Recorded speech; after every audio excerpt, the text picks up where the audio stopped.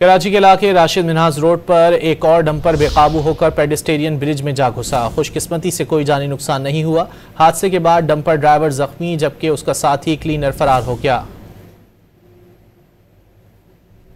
Dumper बेकाबू होकर pedestrian bridge में जा घुसा। खुशकिस्मती से कोई जानी नुकसान नहीं हुआ। हादसे के बाद डंपर ड्राइवर जख्मी जबकि उसका साथी क्लीनर फरार हो गया।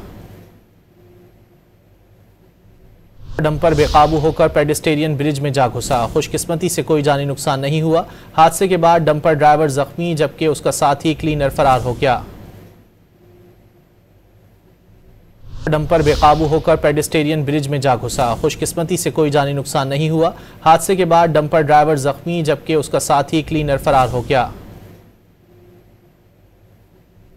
डंपर बेकाबू होकर पेडेस्टेरियन ब्रिज में जा घुसा। खुशकिस्मती से कोई जानी नुकसान नहीं हुआ। हादसे के बाद डंपर ड्राइवर जख्मी जबकि उसका साथी क्लीनर फरार हो गया।